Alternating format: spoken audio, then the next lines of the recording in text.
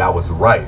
And what I was right about was that the man that she's dating is not over his ex. He still thinks about it. He's still in love with her. So let me kind of rewind a bit and give y'all a little bit of the backstory. So she had hit me up initially saying, why is it that my guy seems disconnected? It seems like there's this wedge. I haven't done anything wrong. I know for a fact he's not cheating, but something is missing. Something's not right. And I asked her a series of questions because in my mind, I was thinking, well, there's got to be somebody else.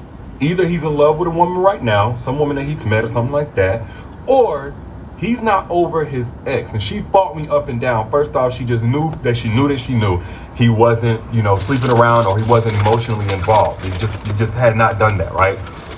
And I said, well, that only leaves one other option. If there's this wedge and you definitely haven't done anything wrong and he's not on the DL or nothing like that, more than likely, there's another woman in his heart. You're sharing that space with him on an emotional level with somebody else. Y'all are having an emotional threesome, I'm telling you. She was like, no, it's been more than 2 years since his last relationship. And I stopped it. I'm gonna tell y'all the same thing I told her. When it comes to a man, time means nothing since his last heartbreak. Time means nothing since his last wound. Because what's true for all human beings, and especially for men, is that time does not heal a dang thing. The work does. Time doesn't heal anything. The reason why I say it's especially true for men is because men are really good at being functional no matter how we feel. Some of them call it masculinity. I call it we just not aware of our emotions. We're not very competent in terms of what we need in order to process things in a healthy way. We never have been allowed to be, shut up, don't cry, be a man. That kind of thing has been preached to us since we were younger. So we grow up having these wounds that basically stay in this idle state, but we're functional. We press forward or we cope. We drink, we smoke, we have sex with a lot of different women. We suppress, we do all of these different things but heal. So a man could have suffered a wound 20 years ago, 40 years ago, and that won't be in the exact same place as it was whenever he first suffered it today. And so what I was trying to explain to her, and it finally got through to her because she went back to her man and asked him the question like, hey, do you think you're fully over your ex? Oh, yeah. But as she started asking the questions I had her ask, he said, you know what? You got a point. I think I may still have feelings for her. So let me give y'all the breakdown on how you know whether or not your man or the man that you might want to date is still attached to his ex. Because let's throw out the whole, he's fresh out of a relationship. There are some people who mentally, emotionally, physically, or mentally and emotionally walk out of a relationship years before they physically walk out. That's not really the teller here. But first way that you know a man is still attached to his ex, I'll give you one sign anyway, is if nothing you do is ever good enough. Now, there's different ways you can go with this, so I won't say this is strictly that, but this is just one sign.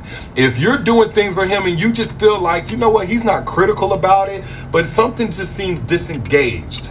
He seems underwhelmed. And I know what I just did for him was lit. More than likely, you just triggered for him something that his ex used to do, or something that he wishes he could enjoy, but it's not from the woman he wants to enjoy it with. This ain't a fun message, by the way, in case y'all ain't noticed, but I'm gonna keep it real with you. If you catch yourself in that situation, you have to really ask the question or consider, is there somebody else on this man's mind? So that you don't waste your time, so that you don't continue being taken for granted. It's not to say he's a bad guy, but it is to say that he can have a bad impact on you if you're not protecting your heart against this kind of man. Another sign that he's still attached to his ex is if he argues with her. Now, you'll catch this type of thing happening with a man who's trying to co-parent with his ex. She don't want to give me time with my kids. Like, okay, that's one thing. But if he's arguing with her about things that are personal, the way that she talked to him, the way I took a picture, what questions she's asking, and what I had anything that's not really infringing upon his right, any type of real argument equals investment.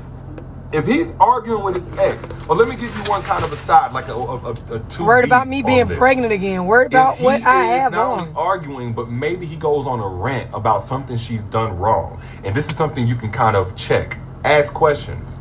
Ask questions about the things that his ex did wrong to him. If he's not arguing, right, and you want to get an indicator, see if there's something there, ask a question about something she did to hurt him. If he goes spiraling down this path of how she did this, and how she did that, and that wasn't cool. Okay.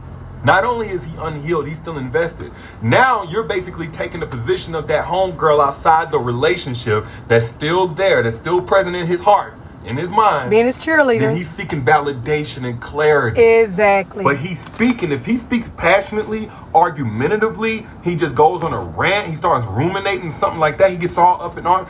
Basically, that's something he's in conflict within himself. He's still going back and forth with himself about how that went. Just continue to watch the video, darling.